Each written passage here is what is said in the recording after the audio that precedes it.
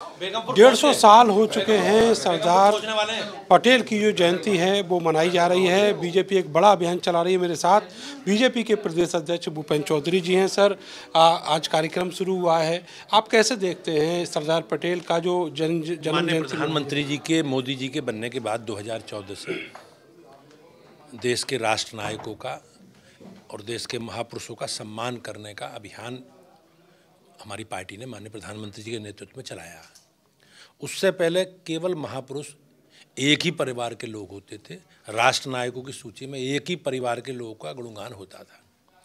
उसी क्रम में माननीय प्रधानमंत्री जी ने सरदार पटेल जी के जन्मदिन को एक बड़ा एकता दिवस के रूप में कार्यक्रम मनाने का निर्णय लिया। लगातार पार्टी माननीय प्रधानमंत्री जी के मार्गदर्शन में हम इस कार्यक्रम को मना रहे हैं। इस बार उनके 150वीं जयंती के पूर्ण होने के अवसर पर पार्टी ने एक समारोह पूर्वक अभियान तय किया। उसमें 31 तारीख को सभी जिला मुख्यालयों पर रन फॉर यूनिटी का कार्यक्रम आयोजित किए गए और सभी विधानसभा क्षेत्रों में हम एकता मार्च के नाम से पदयात्रा निकाल रहे हैं सभी विधानसभा क्षेत्रों में। और ये कार्यक्रम 10 तारीख से प्रारंभ होकर 20 तारीख तक चलेगा। और हम लोग सरदार पटेल जी का जो देश की एकता में, अखंडता में और जो आज भारत का नक्शा दिखाई देता है, उसमें सरदार पटेल जी का जो योगदान है उसकी चर्चा जन जन तक हम करेंगे। हमने पार्टी ने वंदे मातरम के 150 वर्ष पूरे होने के उपलक्ष्य में भी हम लोगों ने सामूहिक वंदे मातरम गान का कार्यक्रम आयोजित किया है। और इसके पीछे एक उद्देश्य ये है कि समाज को जागृत करना है कि कांग्रेस ने तुष्टीकरण की नीति के तहत एक वोट बैंक को प्रसन्न करने से किस प्रकार से वंदे मातरम के गायन को प्रतिबंधित किया था। और ये जबकि हमारे राष्ट्र नायकों को प्रेरणा देने वाला गायन है।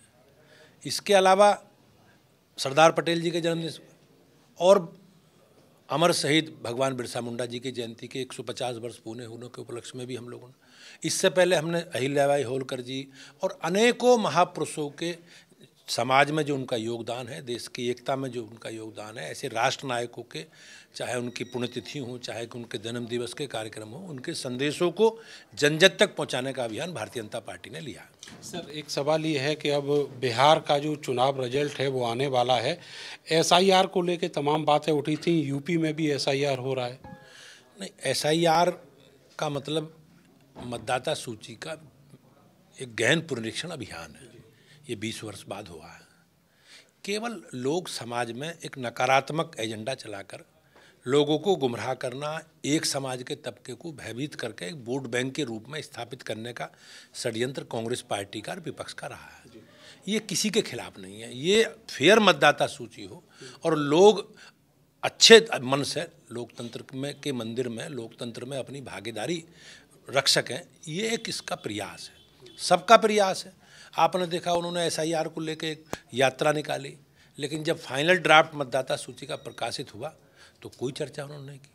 तो उनका एजेंडा केवल समाज को गुमराह करना, क्योंकि उनके पास कोई मुद्दा है नहीं, कोई डेवलपमेंट उनके समय हुआ हो, कोई काम ऐसे हुए हों। आज बदलता हुआ भारत और भारत विश्व की चौथी सबसे बड़ी अर्थव्यवस्था वाला भारत और माननीय प्रधानमंत्री के सपनों का भारत जो 2047 तक एक विकसित भारत का आकार लेगा, उस स्वरूप के साथ हम लोग आगे बढ़ रहे हैं। इनके पास कुछ नहीं है। इनकी सरकारों में भ्रष्टाचार होते थे, अराजकता होती थी, भाई भतीजेवाद होते थे, देश में दंगे होते थे।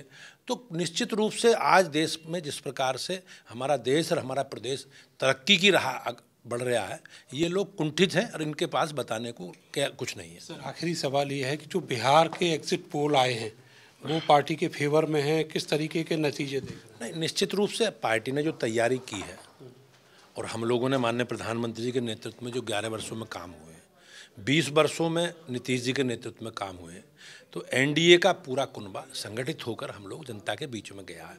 और जो रुझान आए हैं, प्रारंभिक रुझान दिख रहे हैं, कार्यकर्ताओं से भी बात हुई है और अनेक मीडिया चैनलों के भी सर्वे आए हैं, उसमें सही दिशा में परिणाम जाते हुए दिख रहे हैं। बहुत बहुत शुक्रिया सर, हमसे बात करने के लिए। भूपेंद्र चौधरी बता रहे हैं कि बिहार के जो चुनावी रिजल्ट हैं वो किस तरीके से रहने वाले हैं और उन्होंने ये भी कहा है कि SIR से किसी को कोई दिक्कत नहीं होनी चाहिए।